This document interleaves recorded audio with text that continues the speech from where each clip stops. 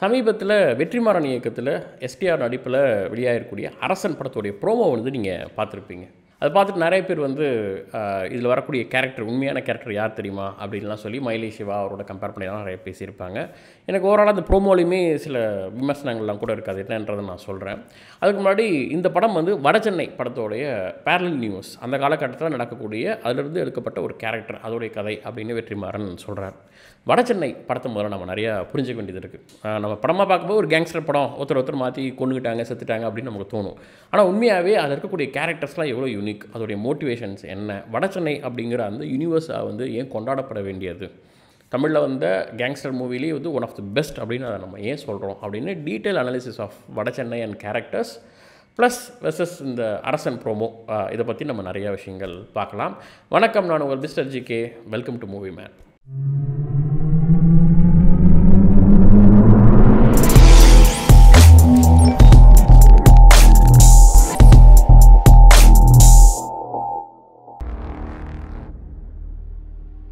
வடசென்னை பேருக்கு ஏற்ற மாதிரி கதை வந்து வடசென்னையில் இருக்கக்கூடிய ஒரு மீனவ குப்பத்தில் நடக்கக்கூடிய ஒரு கதை.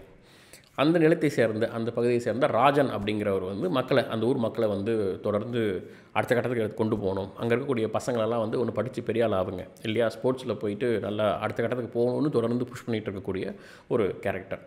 அப்படி அவர் ஓப்பன் பண்ணி வைக்கிற ஒரு மன்றத்தில் கேரம் போர்டு கற்றுக்கிட்டு வளரக்கூடிய ஒரு கேரக்டர் தான் அன்பு. ஸோ அன்பு வந்து ஒரு நேஷனல் லெவலில் ஒரு பெரிய பிளேயர் ஆகணும் கேரம் போர்டில் அப்படின்னு சொல்லியிருக்கான். அவனோட லைஃப்பில் சந்தர்ப்ப சூழ்நிலைகளால் அவனுக்கு என்ன ஆகுது, அவன் வந்து ஒரு பத்மா அப்படிங்கிற ஒரு பொண்ணை வந்து காதலிக்கிறான். அப்படி இருக்கும்போது அந்த பத்மாங்கிற பொண்ணை வந்து ஜாவா பழனிங்கிற வந்து ஒருத்தன் கலாய்க்க, அதை தட்டி கேட்க பத்மாவுடைய தம்பியான கண்ணன் போக அவனை வந்து அடித்து அனுப்ப, உடனே அன்பு போய் பழனிகிட்ட பேசும்போது உங்கள் ஒரு சின்ன கைகலப்பில் ஒரு கொலை நடந்துருது. சந்தர்ப்ப சூழ்நிலையால் அவங்க பண்ணணும்னு நினைக்கல, ஒரு முதல் கொலை அன்பு வந்து பண்ணிடுறான் பழனி. அப்போ அவங்களுடைய ஆப்போசிட் கேங்கிட்ட வந்து அடைக்கலம் போகிறாங்க அன்பு. யார்கிட்ட அப்படின்னா அவனுடைய ஆப்போசிட் கேங்கான குணா, வேலு, அவனுடைய தம்பி சிவான்னு இருக்கக்கூடிய அந்த கேங்குகிட்ட போய் அடைக்கலம் போகவே அவங்க வந்து இவனை பாதுகாத்து, அந்த பழி வந்து குணாவுடைய தம்பி, அவன் வந்து நான் ஏற்றுக்கிட்டு அவன் ஜெயிலுக்குள்ளே போகிறான் அப்படின்னு சொல்லி தன் சொந்த தம்பியை வந்து ஜெயிலுக்கு அனுப்பி அன்பை வந்து பாதுகாக்கிறான் குணா. இதற்கு நன்றி கடனாக இருக்கக்கூடிய அன்பு ஒரு கட்டத்தில் குணாவுக்காக ஜெயிலுக்குள்ளே போய் அங்கே இருக்கக்கூடிய செந்தில், குணாவுக்கு எதிரியான செந்திலை வந்து போடணும் அப்படிங்கிற ஸ்கெட்சுக்காக உள்ளே இறங்கி ஜெயிலுக்குள்ளே போய் செந்திலை வந்து போடுறான் அன்பு. பிறகு அன்பு வெளில வந்த பிறகு என்ன ஆனது, இந்த கேங்ஸ்டர்ஸ்லாம் என்ன ஆனாங்க, அந்த மீனவ குப்பத்துக்கு என்ன மாதிரியான பிரச்சனைகள் வந்தது, ராஜன் ஒரு காலத்தில் அவருடைய பிரச்சனைகள் எல்லாம் தடுத்து நின்று அந்த குப்பத்துக்காக எப்படி நின்றாரோ அதே போல் அன்பும் நிற்கிறான் அப்படின்னு பரபரன்னு ஒரு மாதிரி நான் லீனியரில் சொல்லக்கூடிய கதை தான் வடசென்னை. யூடியூப்பில் வடசென்னை பற்றி நீங்கள் நிறைய வீடியோஸ் பார்த்துருப்பீங்க. இதுதான் படத்தோடைய உண்மையான கதை, இல்லை டீகோடிங், இதை கவனிச்சிங்களா அதை கவனிச்சிங்களா, அதில் இருக்கக்கூடிய உண்மையான ரவுடி இவர் தான் அப்படின்ற மாதிரிலாம் நிறைய பார்த்துருப்பீங்க. ஆனால் நாம் என்ன பார்க்க போகிறோம் அப்படின்னா, இந்த படம் இவ்வளோ ஸ்ட்ராங்காக இருக்கிறதுக்கு காரணம் அதில் இருக்கக்கூடிய கதை மாந்தர்கள், அந்த கேரக்டர்ஸ் வந்து ஏன் இவ்வளோ யுனிக்காக இருக்குது, ஒவ்வொன்றுக்கும் ஒரு மோட்டிவேஷன் இருக்கும். இப்போ ஒரு எப்பிக்னு எடுத்துக்கிட்டிங்கன்னா, ராமாயணம் மகாபாரதம்னு எடுத்துக்கிட்டிங்கன்னா அதில் இருக்கக்கூடிய கேரக்டர்ஸ் அவ்வளோ ஸ்ட்ராங்காக இருக்கும். ஒவ்வொன்றுக்கும் ஒரு கேரக்டர்ஸ் இருக்கும். இப்போ நீங்கள் வந்து கர்ணன் கேரக்டர் எடுத்துட்டிங்கன்னா மகாபாரதம்ங்கிறது கொஞ்சம் டவுனாக இருக்கும். நீங்கள் அர்ஜுனர் எடுத்துகிட்டு பார்த்தீங்கன்னா அது வேறு மாதிரி இருக்கும். ஸோ ஒவ்வொரு கேரக்டர் மீது ஒரு பில்டிங் பிளாக் மாதிரி இது எல்லாம் சேர்ந்து தான் ஒரு எப்பிக்கை க்ரியேட் பண்ணுது இல்லையா. அந்த மாதிரி தான் இந்த படத்தில் எதுவுமே தேவையில்லாத கேரக்டர்னே கிடையாது. ஒரு சின்ன போர்ஷனில் வரக்கூடிய ஒரு கேரக்டர் கூட ஒரு மோட்டிவேஷன் இருக்கும் இந்த படத்தில். ஸோ அப்படி இந்த படத்தில் வரக்கூடிய முக்கியமான கதாபாத்திரங்கள், அதோடைய யூனிக்னஸ் என்ன, அதோடைய மோட்டிவேஷன் என்ன அப்படிங்கிறத நம்ம இதில் முக்கியமாக முதல்ல பார்க்கலாம்.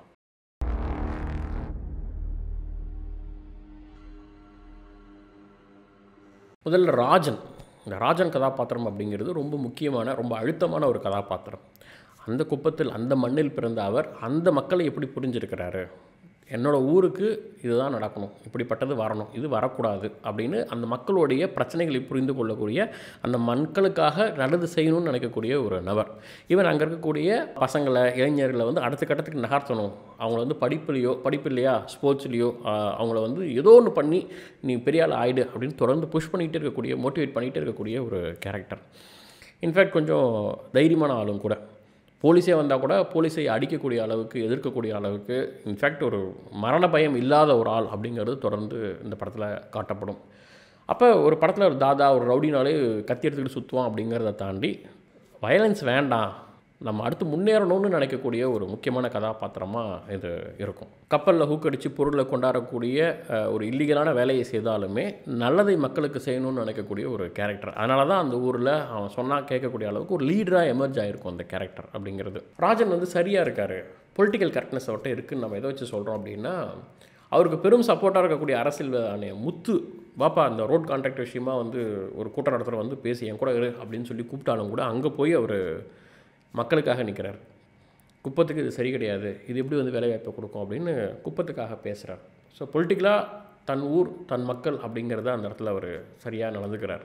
இவர் மேக்ஸிமம் எல்லாத்தையுமே புரிஞ்சிக்கக்கூடிய ஒரு ஆள். என்ன நடக்குது, ஊர் மக்கள் என்ன நினைக்கிறாங்க, அவங்களுக்கு எது வந்தால் சரியாக இருக்கும், அங்கே இருக்கக்கூடிய பொலிட்டிஷியன் எப்படி வந்து யூஸ் பண்ணிக்கணும்னு நினைக்கிறான், அவன் வந்து எந்த அளவில் அவனை வச்சுக்கணும், எந்த அளவுக்கு வச்சுக்கக்கூடாது, அவனுக்கு கூடவே இருக்கணும், ஆனால் அவன் ஒரு தப்பான ஒரு விஷயத்தை கொண்டாடும்போது அவனுக்கு அது கூட நிற்கக்கூடாது அப்படின்னு தெளிவாக வந்து பார்க்கக்கூடிய ஒரு ஆள். பட் எங்கே சறுக்கும் அந்த கேரக்டர் அப்படின்னா, தன் கூட இருக்கக்கூடிய அது வலதுகரமாக தன்னோட தம்பிகள்னு சொல்லக்கூடிய அவருடைய கீழே இருக்கக்கூடிய ஆட்கள் அவங்க என்ன நினைக்கிறாங்க அப்படின்னு கொஞ்சம் அவங்கள வந்து அண்டர் எஸ்டிமேட் பண்ணிவிடுவார். அவங்கள பற்றி சரியாக புரிஞ்சிக்காமல் இவங்க எந்த அளவுக்கு இறங்குவாங்க அப்படின்னு தெரியாமல் கோட்டை விடக்கூடிய ஒரு கேரக்டர். அடுத்ததாக குணா. எலக்ட்ரானிக்ஸ்லாம் ஹூக் அடித்து கொண்டாந்தால் நம்ம மக்களுக்கு அதனால் ஒரு பிரயோஜனம் உண்டு, பவுடர்லாம் அடிச்சாந்து கொடுத்தோம்னா அது மக்களுக்கு கெட்டதாச்சே அப்படின்னு கேட்கக்கூடிய ஒரு கேரக்டர். அதே சமயம் ஒரு பாவர்ஷனான ஒரு கேரக்டரும் கூட. ராஜனுடைய ஒய்ஃப் மேலேயும் எனக்கு ஒரு கண் உண்டு, அப்படி தான் பின்னாடி நடக்கும். ஸோ அப்படிப்பட்ட இந்த கேரக்டர் வந்து கொஞ்சம் பயத்தன்மை கொண்டது. இதை எடுத்தாலும் ஒரு தயக்கம், ஒரு டைலாமா, ஒரு முடிவு எடுத்துகிட்டு அதில் ஸ்டேபிளாக நிற்க முடியாது அவனால். இன்னும் இன்ஃபேக்ட் ஓனாக முடிவே எடுக்க முடியாது. எடுப்பார் கைப்பிள்ளை மாதிரி யாரோ எடுக்கிற டிசிஷனுக்கு தலையாட்டிக்கிட்டே இருக்கக்கூடிய ஒரு கேரக்டர். ராஜனை போடணும் அப்படின்னு நினைக்கும்போது எல்லோரும் முடிவு எடுத்து போடலான்னு நினைக்கும்போது கடைசி கட்டத்தில் போயிட்டு இல்லை வேண்டாம் எப்பா என்னை விட்டுடுங்க, நான் அதில் வரல அப்படின்னு கைண்டுக்கூடிய ஒரு கேரக்டர்.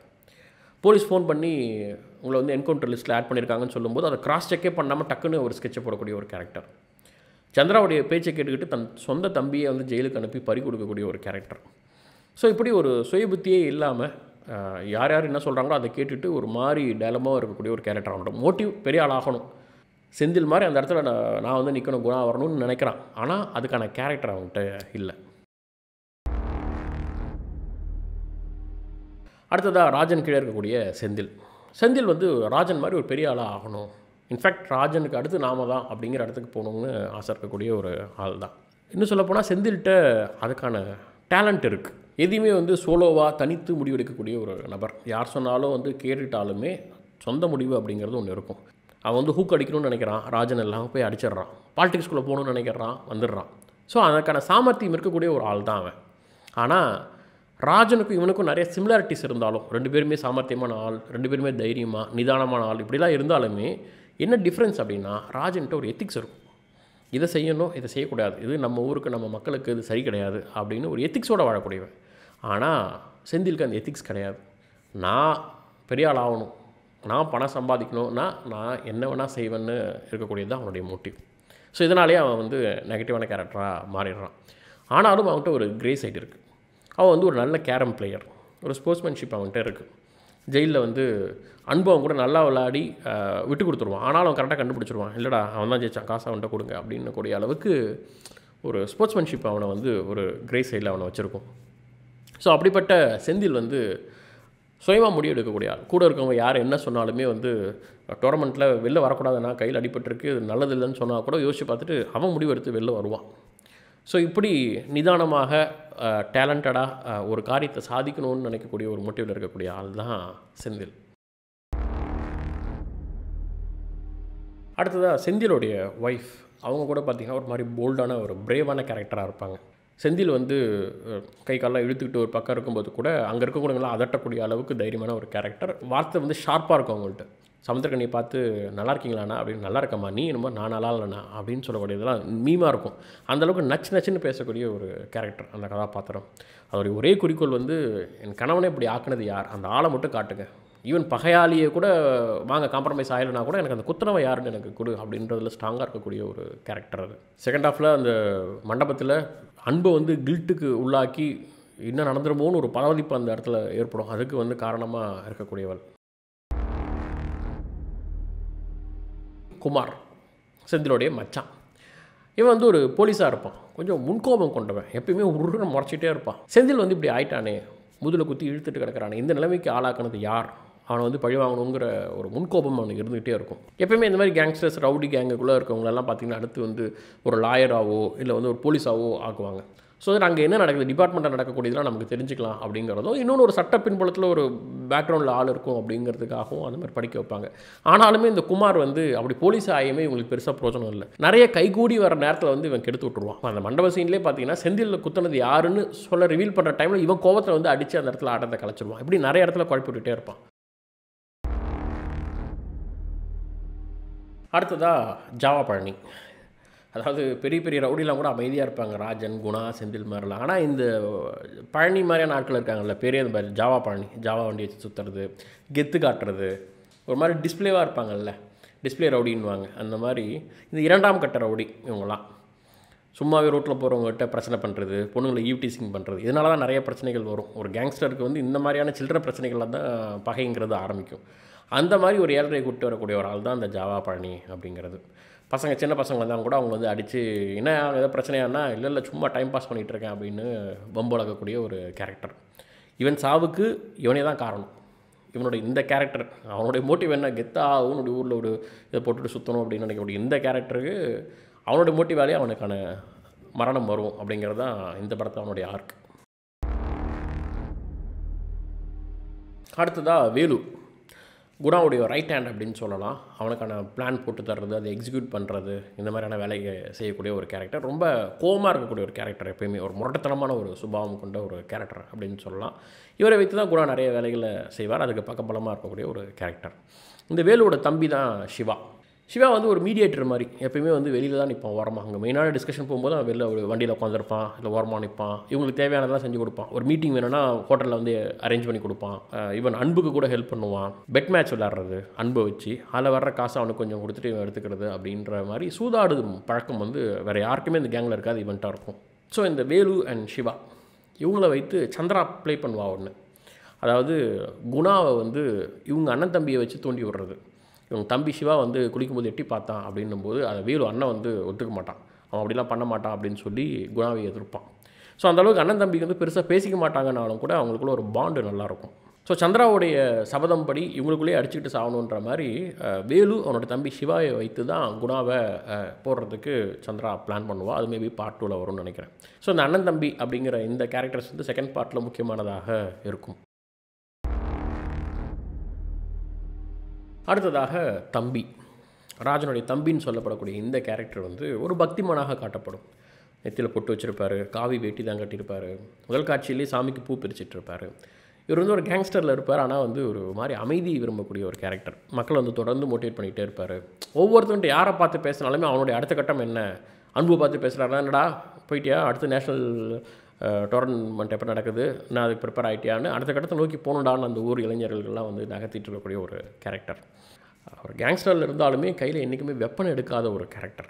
உங்களுக்கு தோணும், இல்லையே கையில் கத்தி வச்ச மாதிரி ஒரு காட்சி இருக்கேன்னு. அது நல்லா கவனிச்சிங்கன்னா ராஜனை வந்து மற்ற 4 பேர் போடும்போது அது ராஜனோட உடம்புலேருந்து எடுக்கப்பட்ட கத்தி.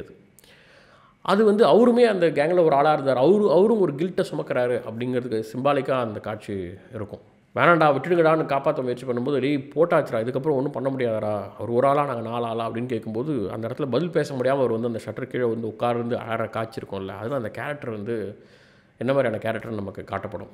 ஸோ அந்த மாதிரி பிரச்சனைகள் வேண்டாம், எதுவாக இருந்தாலும் அடுத்த கட்டத்தில் நகருங்கன்னு கிட்டத்தட்ட ராஜன் மாதிரியே ரொம்ப பாசிட்டிவாக, ராஜனுக்கு வந்து பயபக்தியெலாம் இருக்கிற மாதிரி காட்டப்படாது. இவர் ஒரு பக்தியான ஒரு கேரக்டர். மக்களை வந்து அடுத்து என்னென்னு பாருங்கன்னு ஒவ்வொருத்தனுடைய ஃப்யூச்சரை பற்றி நினைக்கக்கூடிய ஒரு கேரக்டராக இந்த தம்பி கேரக்டர் இருக்கும். அடுத்ததாக முத்து, ஒரு பொலிட்டீஷியன் என்ன பண்ணுவார், அவர் சுயநலத்துக்காக ரவுடிகளை வளர்த்து வர்றது, காரியத்தை சாதிச்சுக்கிறது அவங்கள வச்சு. ஒரு ரவுடி போயிட்டான்னா அடுத்து இன்னொரு ரவுடியை வளர்த்து வர்றது, அவங்களுக்கு கீ கொடுத்து தன்னுடைய காரியங்களை சாதிச்சுக்கிறது அப்படின்னு சொல்லி அந்த குப்பத்துக்கு அவங்களே அந்த ரவுடிகளே பயன்படுத்தி அந்த மக்களை வந்து அப்புறப்படுத்துறது. இந்த மாதிரி வந்து சகுனி வேலையை பார்க்குறது, ரொம்ப கன்னிங்காக வந்து செயல்படுறது, ஒருத்தவன்ட்ட ஒன்று சொல்கிறது, அவன் போன பிறகு அவனுக்கு ஆப்போசிட் ஆளை கூப்பிட்டு வந்து அவனை எப்படி கீ கொடுக்குறது, இந்த மாதிரியான வேலைகளை செய்யக்கூடிய ஒரு கேரக்டராக முத்து அப்படிங்கிற கேரக்டர் இருக்கும். அவனுடைய மோட்டிவேஷன், அவனுடைய தூண்டுதலால் தான் ராஜன் அவனுக்கு கீழே இருக்கக்கூடிய ஆட்கள்லாம் வந்து எப்படி அவனை எதிர்த்து செயல்படுறாங்க, கொலை பண்ணுறாங்கன்ற அளவுக்கு தள்ளப்படுறது வந்து இந்த முத்து அப்படின்ற கேரக்டருடைய மோட்டிவேஷனால தான். சந்திரா, வெற்றிமாறனே வந்து உங்கள் படங்கள்லேயே பிடித்த பெண் கதாபாத்திரம்னா அவர் சந்திரான்னு சொல்லுவார். அந்த அளவுக்கு ஒரு சராசரியான பொண்ணாக இருக்கிறவ ஒரு ரவுடியை வந்து காதலிக்கிறான். வழக்கமாக இந்த ஒரு ஹீரோஷிப் இருக்கும் இல்லையா, ஒரு முரட்டத்தனமான ஆள் மேலே வந்து ஒரு பெண்களுக்கு இருக்கக்கூடிய காதல், அந்த மாதிரியான ஒரு காதலாக தான் அது காட்டப்படும். அமீரோடைய அந்த தைரியங்களை பார்த்து பொது வழியிலே போலீஸை போட்டு அடிக்கிறத பார்த்து அவளுக்கு ஒரு காதல்லாம் வர மாதிரி காமிச்சிருப்பாங்க. அப்படி அமீர் மீது காதல் கொண்டாவல் அவங்க கூட வாழ்கிறா. அவளுக்கு ஒரு இன்சிடென்ட் இருக்கும், இந்த மாதிரி போகாதீங்க இந்த டைமில் அப்படின்னு தோணும். அதை மீறி அமீர் போய் இறந்து போயிடுவான். இறந்த உடனே கூட சந்திரா ரொம்ப ஒன்றும் அழமாட்டான். அந்த அழுவையெல்லாம் அடக்கி வச்சுப்பான். தன் கணவனை வந்து கொண்டவங்கள அவங்களுக்குள்ளேயே அடிச்சுக்கிட்டு சாகிற மாதிரி நான் பண்ணுவேன் அப்படின்னு ஒரு சபதம் ஏற்பான். ஸோ அப்படி வந்து அழாமல் ரொம்ப அதிகம் பேசாமல் ஒரு சூத்திரதாரியாக இருந்துக்கிட்டு இவங்களுக்குள்ள சண்டையை ஏற்படுத்தி இப்படி கொள்றா அப்படிங்கிறது தான் இந்த கேரக்டர். இதற்காக எந்த எக்ஸ்ட்ரீம் வரைக்கும் அவள் போவா அப்படின்னா, தன்னோட பேர் என்ன ஆனாலும் பரவாயில்ல, ராஜனுக்கு அடுத்து ராஜனை கொலை செய்த குணா கூடயே இருப்பான், சேர்ந்து வாழ்வான். இதற்காக ஏச்சு பேச்செல்லாம் வரும், ஊருக்குள்ளே எப்படிலாம் பேசுவாங்க. ஒரு கட்டத்தில் செந்திலோடைய மனைவியே சொல்லுவாள், எனக்கெல்லாம் ஒரு புருஷன் தான் அப்படின்னு அவளை பார்த்து சொல்லும்போது, இந்த கேரக்டர் அசாசினேட் பண்ணும்போதும் கூட அதெல்லாம் தாங்கிக்கிட்டு பழி வாங்குதல் மட்டுமே ஒரே குறின்னு இருக்கக்கூடிய ஒரு கேரக்டர் தான் சந்திரா. இந்த படத்தில் நடக்கக்கூடிய பின்விளைவுகள், ராஜன் போன பிறகு நடக்கக்கூடிய கொலைகள் எல்லாத்திற்கும் காரணமாக இருக்கக்கூடிய முக்கியமான ஒரு கேரக்டரில் சந்திரா இருப்பாங்க. அடுத்த பெண் கதாபாத்திரம் பத்மா, அன்புடைய காதலி. ஆரம்பத்தில் அன்புக்கும் பத்மாவுக்கும் ஒரு கான்ஃப்ளிக்ட் தான். அன்பு கொண்டு போகிற ஒரு பொருள் வந்து பிடுங்கிட்டு போவா பத்மா. அப்படி தான் இவங்களுக்குள்ளே வந்து கனெக்ஷன் ஸ்டார்ட் ஆகும். அதன் பிறகு இவங்க பேசி பழகி காதலர்களாக மாறுவாங்க. ஒரு கட்டத்தில் பத்மாவோட கேரக்டர் என்னென்னா, ரொம்ப போல்டாக தைரியமாக கெட்ட வார்த்தைகள்லாம் பேசுகிற அளவுக்கு தைரியமான ஆளாக காட்டிக்கிட்டாலும் கூட ஒரு இடத்துல முத்தம் கொடுத்ததை பார்த்தோன்னே என்னை ஐட்டம்னு சொல்லிடுவாங்களோ அப்படின்னு பயந்து நொறுங்கக்கூடிய ஒரு சாதாரண பெண் தான் அப்படிங்கிறத காட்டப்பட்டிருக்கும். அதே சமயம் எதுக்காக திருடினா, கொண்டு போய் ஒரு அக்கா கொடுத்தேன், இன்றைக்கி அந்த அக்காவுடைய வாழ்க்கை நல்லா ஆயிடுச்சு அப்படின்னு திருடினா கூட கொண்டு போய் ஒரு நல்லது செய்யக்கூடிய ஒரு கேரக்டர். இந்த ரோடு பிரச்சனை வரும்போது சைன் போடணும் அப்படின்னும்போது கூட அவள் தான் சைன் போடுவாள் அன்புக்கு பதிலாக. ஸோ இப்படி பொது நலனுக்காக சார்ந்திருக்கக்கூடிய ஒரு கேரக்டர். இந்த கதாபாத்திரத்துக்கு ஒரு பிரச்சனைன்னு போய் தான் அன்பு, அவனுடைய தம்பி கண்ணன், இதெல்லாம் அப்படி போய் தான் கதையோட முக்கியமான ஒரு கொலை, அந்த கொலையை சுற்றி நடக்கக்கூடிய அடுத்தடுத்த விஷயங்கள்னு நடக்கக்கூடிய எல்லாத்துக்கும் ஆதாரமாக பத்மா காரணமாக இருப்பாள். அடுத்தது கண்ணன், பத்மாவுடைய தம்பி. ஒரு நல்ல ஆர்க் இருக்கும் கேரக்டர். ஆரம்பத்தில் அன்பு மேலே வந்து கோபம் இருக்கும். ஏன்னா யாராக இருந்தாலும் சொந்த அக்காவை காதலிக்கிறாங்க, யாரோ ஒருத்தவங்க கூட இருக்கா அக்கா அப்படின்னும் போது கோபம் வரும் இல்லையா, அந்த இயல்பான கோபம் அவனுக்கு இருக்கும். பிறகு மெல்ல மெல்ல புரிஞ்சுக்கிட்டு அந்த கேரக்டர் எவால்வ் ஆகும். 4 பேர் வந்து அவங்க அக்காவை பற்றி தப்பாக பேசுனது கூட சொல்லுவான், நீ வீட்டுக்கு போ அப்படின்னு சொல்லிட்டு, மாமா இந்த மாதிரி வீட்டுக்கு வந்து பொண்ணு கேளுங்க, இந்த மாதிரிலாம் வந்து பேசிகிட்டு இருக்காதீங்க அப்படின்னு சொல்லுவான். வீட்டுக்கு பெண் கேட்டு அன்பு போகும்போது கூட அவங்க அப்பா சப்போர்ட் பண்ண மாட்டார். அப்போ இவன் வந்து சப்போர்ட் பண்ணி அந்த ஃபேமிலியோடைய ஹைராரிக்கை அவன் டேக் பண்ணுறது அங்கே தெரியும், அங்கே மாறுவான். அப்புறம் பத்மாவுக்கு ஒரு பிரச்சனைன்னும் போது இவன் தான் போய் தட்டி கேட்டு இவனுக்கு பிரச்சனையாகிடும். அதை அன்பு தெரிஞ்சுக்கிட்டு அன்பும் கண்ணனும் மறுபடியும் போகும்போது தான் ஜாவா பாணியை வந்து கொலை பண்ணுற மாதிரி ஆகிடும். அப்போ ஆக்சுவலாக வந்து கண்ணனுக்காக தான், கண்ணன் போய் ஒரு பிரச்சனையில் மாட்டிக்க, அதிலிருந்து தான் அந்த பிரச்சனையை அன்பு தொத்திக்க, அதிலிருந்து தான் பெரிய பெரிய பிரச்சனைகள் வரும். ஸோ அப்படி ஒரு முக்கியமான கதாபாத்திரம் கண்ணன் அப்படிங்கிறது. ஒரு கட்டத்தில் ஜெயிலுக்குள்ளே அன்பு இருக்கும்போது கூட கால் செருப்பில் வந்து கஞ்சாவெலாம் வச்சு கொடுக்கக்கூடிய அளவுக்கு சப்போர்ட்டிவாக ஜெயிலேருந்து வெளில வரும்போது அவன் தான் ஆட்டோவில் கூப்பிட்டு போவான். இப்படி அன்புக்கு ரொம்ப சப்போர்ட்டிவாக இருக்கக்கூடிய அந்த கண்ணன் அப்படிங்கிறது இந்த படத்தில் ரொம்ப முக்கியமான ஒரு கதாபாத்திரம். அடுத்ததாக சாமியாராமா ஒருத்தவங்க இந்த படத்தில் இருப்பாங்க. ஒரு மாதிரி ஸ்பிரிச்சுவலான ஆங்கிளில் கொண்டு போயிருப்பாங்க. ஆரம்பத்திலிருந்தே சந்திரா கூடவே இருக்கக்கூடிய அந்த சாமியாராமா வந்து, இவன்தாம்மா அன்பு, பார்த்துக்கோ, உன்னோட காரியம் நடக்கிறதுக்கு அவன் தான் உதவியாக இருப்பாங்கிற மாதிரி நிறைய ஆங்கிளில் கொஞ்சம் குறி சொல்லிக்கிட்டு, ஃப்யூச்சரில் இதுதான் நடக்க போகுது, நீ இப்படி நடந்துக்கோன்னு சந்திராவுக்கு சப்போர்ட்டிவாக இருக்கக்கூடிய ஒரு கேரக்டரும் இந்த படத்தில் வரும். இறுதியாக அன்பு, படத்தின் நாயகன், முக்கியமான ஒரு கதாபாத்திரம். ஒரு சாதாரண குடும்பத்தில் ஒரு ஸ்போர்ட்ஸ் மேனாக, ஒரு கேரம் போர்ட் பிளேயராக வளரக்கூடிய அன்பு, ஒரு நேஷ்னல் லெவல் பிளேயர் ஆகணும், ஒரு அரசாங்க வேலைக்கு போகணுன்னு நினைக்கக்கூடிய ஒரு எண்ணத்தில் இருக்கக்கூடியவன், சந்தர்ப்ப சூழ்நிலை காரணமாக எப்படி வந்து ஒரு கொலையில் மாட்டிக்கிறான். அதனால் அந்த கொலையிலிருந்து காப்பாற்றுறாங்க ஒரு கேங்கு. அந்த கேங்குக்கு வந்து அவனோட கிராட்டிடியூட் இருக்குது. அங்கே வந்து அவங்களுக்கு விசுவாசமாக இருக்கிறான். அந்த விசுவாசத்துக்காக அவங்க எப்படி அவனை பயன்படுத்திக்கிட்டாங்க, அதன் பிறகு அவன் வாழ்க்கை என்னவா மாறுது, அந்த கில்ட்டில் இருந்து அவன் எப்படி வெளில வர முயற்சி பண்ணுறான். இந்த கேரம் போர்டை அவனுக்கு இன்ட்ரடியூஸ் பண்ணது அவனுக்கு வந்து ராஜன். அந்த ராஜன் வந்து அந்த ஊருக்காக நின்னார், அந்த ஊருக்கு வரக்கூடிய பிரச்சனைகளிலிருந்து மக்களை காப்பாற்றினார். அதோட ஒரு எக்ஸ்டென்ஷனாக அன்பு வந்து எப்படி மாறுறான், அதே மாதிரி அந்த ஊருக்கு வரக்கூடிய பிரச்சனையை ராஜன் எங்கே விட்டாரோ அங்கே எப்படி அவன் தொடர்றான், ஊருக்காக எப்படி நிற்கிறான்னு அந்த கேரக்டராக மாறக்கூடிய ஒரு பாத்திரம் தான் அன்பு. ஸோ சாதாரண ஒரு எளிய மனிதன் வந்து சந்தர்ப்ப சூழ்நிலை காரணமாகவும் கூட இருக்கக்கூடிய மனிதர்கள் அவன் வந்து என் பைக்கில் இங்கே தான்ப்பா பொருள் இருக்குது, உனக்கு எப்போ வேணால் எடுத்துக்கோ அப்படின்னு அவன் சொல்லாமல் இருந்திருந்தானா அவன் எடுத்துருக்கவே மாட்டான். அப்படி ஒன்று இருந்திருக்குன்னே தெரிஞ்சிருக்காது. அப்போ சூழ்நிலை காரணமாக அதை எடுக்க வேண்டி அது வந்து அவன் லைஃப் எப்படி மாற்றுச்சு அப்படின்னு ஒரு குப்பத்தில் ஒரு சாதாரண பையனுடைய வாழ்க்கை அவனை அந்த ஊருக்கான மனிதனாக எப்படி மாற்றுச்சுங்கிற வரை சொல்லக்கூடியது தான் இந்த படத்தில் அன்பு அப்படிங்கிற கேரக்டர். ஸோ ஹோப் இப்போ உங்களுக்கு வந்து இந்த படத்தில் சின்ன சின்ன கேரக்டர்லேருந்து பெரிய கேரக்டர் வரை அதோடைய மோட்டிவேஷன் என்ன, எவ்வளோ யூனிக்காக இருக்குது, எதுக்காக இந்த கதாபாத்திரங்கள் இந்த படத்துக்குள்ளே இருக்குன்ற அந்த முக்கியத்துவம் வந்து உங்களுக்கு பிடிச்சிருக்கும் அப்படின்னு நான் நம்புகிறேன். இந்த படத்தோடைய திரைக்கதை இருக்குல்ல, இந்த மாதிரியான சிக்னிஃபிகண்ட்டான கேரக்டர்ஸை வச்சு பண்ணப்பட்ட இந்த ஸ்க்ரீன் ப்ளே அப்படிங்கிறது ரொம்ப கிரிப்பிங்காக இருக்கும். எதையுமே தூக்க முடியாது. அந்த அளவுக்கு ஒவ்வொரு சீனுமே ஒவ்வொரு காட்சியும் கதைக்குள்ளே வர ஒவ்வொரு மாந்தர்களுமே வந்து ஒரு மோட்டிவேட்டாக அடுத்த லெவலுக்கு கதையை நகர்த்திக்கிட்டே இருப்பாங்க. ஆனால் படம் வந்து ஒரு நான் லீனியரில் இருக்கும். அதுக்கான காரணங்கள் வந்து மேபி படம் பார்க்கும்போது என்னென்னா இது லீனியராகவே எடுத்துருக்கலாம் அந்த படத்தை, பட் நான் லீனியராக சொல்லும்போது கொஞ்சம் சுவாரஸ்யப்படுத்தும் அப்படிங்கிறதுக்காக எடிட்டிங்கில் பின்னாடி மாற்றப்பட்டது நமக்கு தெரியும். ஒரு ஸ்கெட்ச் போடுறாங்க, அந்த ஸ்கெட்ச் படி வந்து அன்பு உள்ளே போகிறான், உள்ளே போய் அவங்க ஆப்போசிட் கேங்கில் இருக்க ஒருத்தனை போடுறான் அப்படிங்கிறது தான். இதை நான் லீனியராக சொல்லும்போது அன்பு வந்து அவங்களுக்கு இணக்கமாக விசுவாசமாக போகிறான், ஆனால் வந்து டக்குன்னு அவன் டைவ் அடித்து கொலை பண்ணுறான்ற மாதிரி ஒரு சுவாரஸ்யத்தை கொடுக்குதுங்கிறதுக்காகவே ஸ்க்ரீன் பிளே வந்து முன்ன பின்ன எடுத்து போட்டிருக்கிறது எடிட்டிங்னால் நமக்கு நல்லாவே தெரியும். அது மட்டும் இல்லாமல் சாப்டராக போட்டு அன்பு, பத்மா, பழனி அப்படின்னு ஒரு சாப்டராக பிரித்து போகிறது மூலமாக இவங்களுக்குள்ளே இருக்கக்கூடிய கனெக்ஷன் என்ன நடந்தது அப்படிங்கிறத கொஞ்சம் முன்ன பின்ன காட்டுற மாதிரியான ஒரு ஸ்க்ரீன் பிளே. 1987 ராஜன் சாவுலேருந்து ஆரம்பிக்கக்கூடிய இந்த கதை 2003 நிற்குது. குணா, வேலு இவங்களாம் இன்னும் இருக்கிறாங்க, இன்னும் பழிவாங்கல் முடியல சந்திராவது, அதோட நிற்குது பார்ட் 2. அதனால தான் வந்து இந்த படத்துடைய பார்ட் டூ நிறைய எக்ஸ்பெக்டேஷன்ஸ் வந்து இருக்குது. ஸோ இப்படி வடசென்னையோட கதை முடியாமல் இருக்கும் பொழுதே அரசன் அப்படின்னு வடசென்னையோட யூனிவர்சிட்டியிலேருந்து ஒரு கதையை வந்து வெற்றிமாறன் துவங்குறாரு. அதுக்கான ஹைப் பயங்கரமாக அதிகமாகுது, அதுக்கான ப்ரோமோ அப்படிங்கிறது வந்துடுது. அரசன் படத்தோடைய ப்ரோமோவை பார்க்கும்போது நமக்கு தெரியுது நிறைய பேர் டிகோட் பண்ணிகிட்டு இருக்கிறாங்க. அந்த காலகட்டம் நமக்கு தெரியுது. அவர் சொல்கிறார், கேப்டன் பிரபாகரன் படம் பார்த்துட்டு நான் அப்போ தான் வந்தேன் அப்படின்றாரு. அது வந்து 1991 வந்த படம். வடசென்னையில் கூட பார்த்திங்கன்னா ராஜீவ்காந்தி கொண்டுட்டாங்க அப்படின்னு ஒரு சீன் வரும், அதுவும் 91 தான். 2 சம்பவம் இந்த படம் ரிலீஸ் ஆனது, இந்த சம்பவம் எல்லாமே ஒரு மாதம் டிஃப்ரென்ஸ் தான். அது ஏப்ரல், இது மே, அவ்வளோதான்.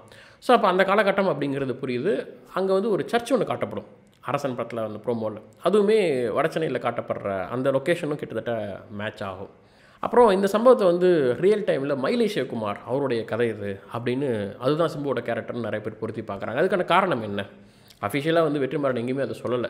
ஆனாலும் வெற்றிமாறன் வந்து மயிலை சிவகுமார் கூட நிறையா இருந்த புகைப்படங்கள், ஏன்னா அவர் வடசென்னை சம்மந்தமாக இந்த மாதிரி ரவுடிசம் கேங் சம்மந்தமான கதைகளை கேட்கும்போது அவர் கூட இருந்து நிறைய விஷயங்கள் தெரிஞ்சுக்கிட்டார் அப்படின்னு சொல்லப்படுது. அது மட்டும் இல்லாமல் இதில் சொல்லப்படக்கூடிய ஒரு படத்துக்கு போயிட்டு டிக்கெட் எடுத்துகிட்டு இங்கே ஸ்கெட்ச் போட்டுறது, படத்துக்கு போய் டிக்கெட் எடுத்துட்டோம்னா முடிஞ்சப்போ நான் இங்கே இல்லை, நான் தேட்டரில் இருக்கேன் அப்படின்னு சொல்லக்கூடிய ஒரு ஸ்டைல் வந்து மயிலை சிவகுமார்து. அதை வந்து இந்த படத்தில் காமிச்சிருக்கிறதால மேபி இது அவர்தாக இருக்கலாம் அப்படின்னு சொல்லப்படுது. மயிலை சிவகுமாரோடைய லைஃபே பார்த்திங்கன்னா ஒரு செலிப்ரிட்டிஸ் கூட அவர் இருக்கிறது, வாழ்க்கையை செலிப்ரேஷனாக வந்து கொண்டாடுறது, ஜாலியாக இருக்கிறது. யூடியூப்பில் நிறைய வீடியோ பார்க்கலாம், அவர் டான்ஸ் ஆடிட்டு இருக்கிறது, போட்டில் போவார், இதெல்லாமே நீங்கள் பார்க்க முடியும். ஸோ அதனால் வந்து அரசன் படத்துடைய அந்த நாயகன் வந்து மயிலை சிவகுமாரை மையப்படுத்தி இருக்கிறதாக வாய்ப்பு உண்டுன்னு பரவலாக சொல்லப்படுது. இதை தாண்டி இந்த ப்ரோமோவை பார்க்கும்போது எனக்கு தோணுது என்ன அப்படின்னா, ரொம்ப அவசரமாக எடுக்கப்பட்ட ஒரு ப்ரோமோவோ, ஒரு ப்ரெஷர் காரணமாக வடசென்னை அதிலிருந்து இந்த கதையை எடுக்கிறதா அப்படிங்கிறதால தனுஷுக்கும் வெற்றிமாறனுக்கும் ஏதோ சலசலப்பு அப்படின்னு வெற்றிமாறனே வந்து அதை கிளாரிஃபிகேஷன் பண்ணுற மாதிரியான ஒரு ப்ரெஷர்லாம் வந்தது காரணமாக ஒரு ப்ரோமோ விட்டுருங்கப்பா, பிரச்சனை சால்வ் அப்படின்றதால ஒரு ப்ரோமோவை அவசரமாக விட்ட மாதிரி எனக்கு ஒரு தோன்றியது. காரணம் என்னென்னா, எனக்கு அதோட மேக்கிங் பார்க்கும்போது வடசென்னையோடைய மேக்கிங்கையும் இதோடைய மேக்கிங் கம்பேர் பண்ணும்போது என்ன கொஞ்சம் ஆர்டிஃபிஷியலாக இருக்குது. அந்த இடி மின்னல்லாம் வந்து ரொம்ப ஆர்டிஃபிஷியலாக தோணுச்சு. கோட் சீனில் சிம்பு பேசுறதெல்லாம் கூட கொஞ்சம் நடிக்கிறாரு அப்படிங்கிற மாதிரி ஒரு மாதிரி தெரிஞ்சுது. அந்த பிளட்டெலாம் வந்துட்டு அவர் நடந்து வர்ற சீன்லாம் கூட அந்த மேக்கப் வந்து நீங்கள் வடசென்னையில் ஓப்பனிங் சீனில் பார்த்தீங்கன்னா அவங்க அந்த வெட்டி கொண்டுட்டு வரும்போது அந்த அந்த சதைகள், ஃப்ளஷ், பிளட் எல்லாம் மேலே பட்டிருக்கிறது, அதை எடுத்து போடுவாங்க. அது எவ்வளோ ரியலிஸ்டிக்காக காமிச்சிருப்பாங்க. இதில் வந்து அந்த ரியலிஸ்டிக்காக தெரியல. எனக்கு இதோட மேக்கிங்கே கொஞ்சம் வெற்றிமாறனோட ஸ்டாண்டர்ட் இல்லையோ அப்படிங்கிற ஒரு ஃபீல் கொடுத்தது. வடசென்னையில் இப்படி பண்ண ஒரு ஆள் என்னடா ஒரு மாதிரி ஒரு அவசரமாக பண்ண மாதிரி எனக்கு ஒரு ஃபீல் இருந்தது. மேபி இது படமாக வரும்போது ஒரு பெட்டரான மேக்கிங்கில் வரலாம் அப்படின்னு நான் கண்டிப்பாக நம்புகிறேன். இது வந்து ஒரு ப்ரோமோக்காக எடுக்கப்பட்டது அப்படின்னு மட்டும் நான் இதை எடுத்துக்கிறேன். ஸோ ஹோப் அரசனுமே வடசென்னை மாதிரி ஒரு நல்ல கதையாக வரும் அப்படின்னு எனக்கும் நம்பிக்கை இருக்குது. ஸோ ஓவராலாக இந்த வீடியோவில் நான் பேசின விஷயங்களில் உங்களோட ஒப்பீனியன் என்ன? நீங்கள் வேறு ஏதாவது புது கேரக்டரை பற்றி வடசென்னையில் தெரிஞ்சால் அதையும் கமெண்ட்டில் சொல்லுங்கள். அரசன் படத்தை பற்றி உங்களுக்கு என்ன தோணுது? என்னவாக இருக்கும்? வடசென்னைக்கும் அரசனுக்கும் என்ன மாதிரியான கனெக்ஷன் இருக்குன்னு உங்களுக்கு தோன்றதெல்லாம் கமெண்ட்டில் சொல்லுங்கள். இன்னும் நிறைய சுவாரஸ்யமான படங்களை பற்றி பேச வேண்டியது இருக்குது. தொடர்ந்து இணைந்திருங்கள் மிஸ்டர் ஜே.கே. மூவி மேனுடன். நன்றி.